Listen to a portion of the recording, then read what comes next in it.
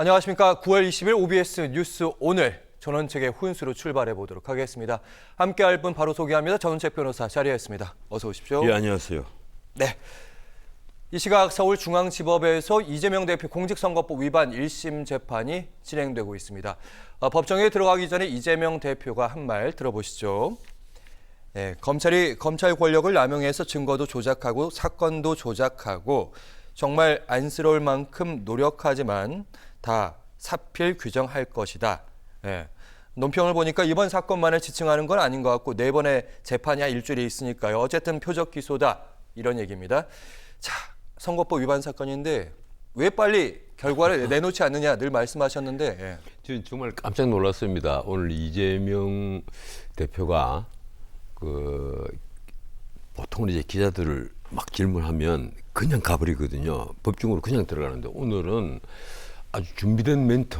그 준비된 멘트치고는 조금 비문이에요. 그런데 보통 이제 정치인들이 자기가 무슨 말 할 거라는 걸 준비를 하면 문장을 딱 써서 그걸 달달 외웁니다.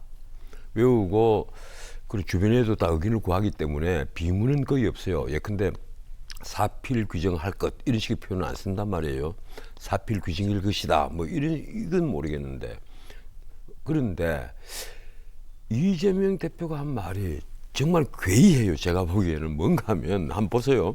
검찰 권력을 남용했다 이렇게 얘기를 합니다. 검찰 권력을 남용해서 증거를 조작하고 근데 그리고 사건도 조작하고 정말 안쓰러울 만큼 노력을 했다.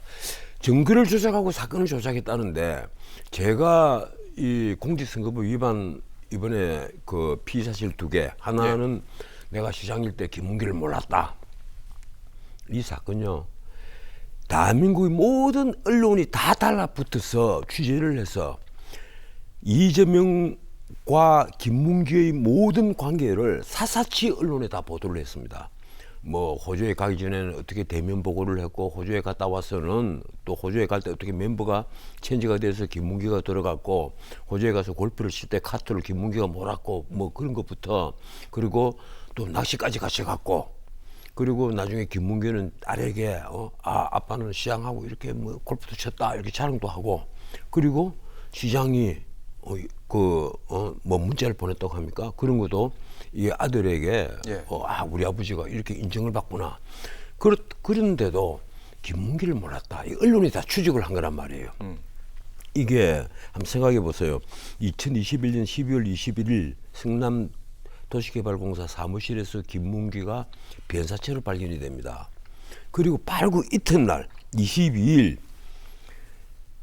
방송 인터뷰를 하면서 뭐 S5 방송에서 인터뷰를 하면서 내가 하위직급이라서 내가 시장일 때 잘 몰랐다 이렇게 표현을 해버리는 거예요. 네, 이재명 대표 쪽 입장이 이런 것 같아요. 그때 당시에는 이게 준비된 질문도 아니었고 현장에서 앵커가 즉석에서 물었기 때문에 그리고 말의 의미는 공적인 의미가 사적으로 내가 사람을 잘 기억 못해서 사적으로 이렇게 친밀하지 않다. 아니 그리고 법정에서 시정일관 하위직급인데 내가 다 일일이 알 수가 없다. 뭐 그리고 여러 가지 뭐 자기가 사람을 잘 모르는 장애도 있다 뭐 이런 식의 표현도 쓰고 이랬는데 제가 보기로는요.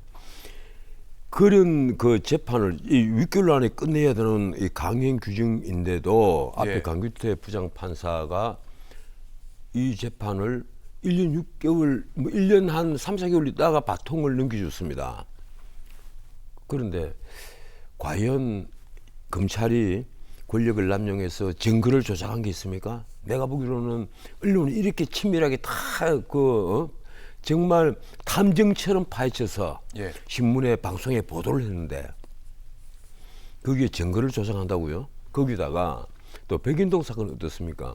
토지 용도를 자연녹지에서 한국식품연구원 그 토지 용도를 자연녹지에서 4단계나 상향을 시켜서 그 준주거지로 올렸잖아요. 지금 이재명 시장일 때 토지 용도를 4단계 상향시킨 게 한국식품연구원이고 5단계 상향을 시킨 게 정자동 힐튼 호텔 부지예요. 이거 엄청난 일입니다. 이게요. 그런 특혜가 없어요. 이게 특혜가 아니라고 하면 지나가는 개가 웃죠. 이게 과연 누구 때문에 일이 벌어졌느냐. 지금 이재명 시장은 박근혜 정부 당시 국토부 협박 때문이었다. 이렇게 얘기를 한단 말이에요. 과연 그럴까요? 그것이 정답입니까? 아니면 자기의 뒷배였던 김인섭의 청탁입니까? 내가 보기로는 김인섭의 청탁에 의해서 예. 이렇게 토지 용도를 4단계나 올린 것으로 보이는데 이걸 새삼스럽게 박근혜 정부 국토부의 협박 때문이었다. 이렇게 해버리면서 역시 다 뭉뚱그려가지고 검찰이 사건을 조작하고 증거를 조작했다. 예. 그런데 사필 규정이다. 정말 사필 규정이라는 말은요. 저희 같은 사람이 해드리고 싶어요. 이재명 시장님, 이재명 의원님, 사필 규정입니다. 모든 일은 반드시 예. 정으로 돌아가게 되어 있다. 사필 규정이다. 이 부분에 백현동 얘기도 또 시청자 이해를 도와야 되니까 좀 예. 네, 설명을 좀 드려보면 어쨌든 백현동 개발 사업도 민간 사업자에게 특혜 주기 위한 거 아니냐 이런 그래서 지금 다른 쪽에서 재판이 진행되고 있는데 거기서 이제 국토부가 협박해서 부지 용도 변경했다 협박해 발언이 그게 네. 뭔가 하면 네. 국정감사 현장에서 그 백인동 부지를 백인동에 그 아파트를 지으려면 그 짓기 위해서 준주거지를 바꾼 건데 예. 자인 녹지를 준주거지를 바꿨단 말이에요. 그리고 또 100% 임대주택으로 하려다가 그걸 10%만 임대주택을 하고 90%는 일반 분양을 하도록 해서 떼돈을 벌게 한 거 아니냐. 3천억이 넘는 돈을 벌게 한 일종의 게이트 아니냐. 예. 이런 질문을 하니까 그거 내가 그 올리려고 올린 게 아니고 국토부 협박 때문에 이겼다. 예 공문이 여러 차례 그런데 왔다. 지금 또 새삼스럽게 또 변호인 등이 하는 말이 재밌습니다. 이게 이제 유죄의 결정적 증거들이 계속 나오니까 공문도 있고 그리고 이 공문들이 나와서 또 증거도 했단 말이에요. 그리고 협박은 없었습니다. 이런 증언을 하니까 이건 내가 대통령 후보로서 한 얘기가 아니라 예. 국정감사에서 답변을 했던 것에 불과하다. 그래서 이거는 공직선거법 위반이 아니다. 이런 얘기를 지금 하는 거예요. 그런데 그 당시에 신분 자체가 대통령 이제 후보로 확정이 됐단 말이에요. 그 이낙연 후보를 이긴 거예요. 그때는 예. 이기고 확정이 돼서 그때 국정감사장에 나갔을 때 그 전에 안 그래도 민주당에서 이제 도지사 빨리 사퇴하시죠 이랬는데 내가 이 국정감사까지 다 마치고 예. 떠나겠다 이렇게 해서 나가서 그런 소리를 한 거예요. 그래서 대통령 후보의 신분으로 이거는 국토부의 협박 때문이었다 이런 얘기를 했기 때문에 예. 검찰은 당연히 기소를 하죠. 그러면 변호사님 두 가지 그러니까 허위사실 선거법에서 허위사실 공표 혐의로 두 가지가 기소가 된 건데 이번이 지금 마지막 재판이란 말이죠. 그리고 한 달 뒤에 형량이 이제 나올 걸로 예상이 됩니다. 그렇죠. 주로 한 달 아르면 10월 한 20일경 예. 그건 늦더라도 11월 초에는 선고가 될 거예요. 그리고 오늘 아마 오후 5시 되면 구형이 될 건데 예. 저는 검찰이 어쩌면 이게 그 신체형을 구형할 가능성도 있다. 징역형을 구형할 가능성도 있다. 저는 그렇게 봅니다. 왜 그런가 하면 징역형을 구형하더라도 뭐 판사가 벌금형을 선택을 할 수가 있는 것이니까. 그리고 벌금형을 구형을 한다면 적어도 1,000만 원 이상을 구형하지 않겠느냐. 왜 그런가 하면 공직선거법 위반이 두 번째예요. 이재명 대표가. 그리고 첫 번째는 벌금 300만 원을 받아서 대법원에 올라갔는데 예. 권순일이 방에 김만배가 8분이나 찾아가잖아요. 이게 그 전원 합의체로 이 사건을 딱 돌려버리고 처음에 그 사건도 아주 재밌습니다.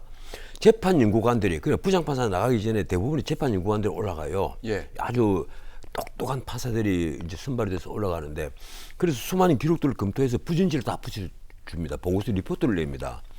그래서 이 사건은 상고 기각이 맞습니다. 그 리포트를 냈는데 그것까지 외부에다 알려졌어요. 그런데 권순일이 이게 무슨 소리냐? 이건 나는 무죄라고 본다. 이래서 전원 합의체로 돌리자. 뭐 이런 식으로 예. 자기가 주심도 아닌데 그렇게 해서 재판연구관에 다시 무죄 취지의 그 파기환송을 해야 된다는 취지의 또 리포트를 한 개를 더 붙여요. 예. 그런데 검찰이 나중에 이 재판 거래를 수사하기 위해서 대법원에 압수수색 하겠다 이러니까 판사들이 계속해서 영장 기각을 시켜버립니다. 이 대법원이 압수수색을 당하면 그게 무슨 망신이에요. 그런데 내가 대한민국 판사에게 얘기를 꼭 하고 싶은 게 있습니다. 네. 대법원이 압수수색을 당해서 망신당하는 것보다 더 큰 망신을 이미 당했다. 재판 거래 의혹이 이게 그냥 의혹이 아니에요. 전원 합의체로 가서 심리를 하는 2달 동안 매주 한 번씩 김만배가 권순일의 그 바쁜 대법관의 방에 오후 1시에서 3시 사이에 갑니다. 예. 그래서 뭘 했겠어요?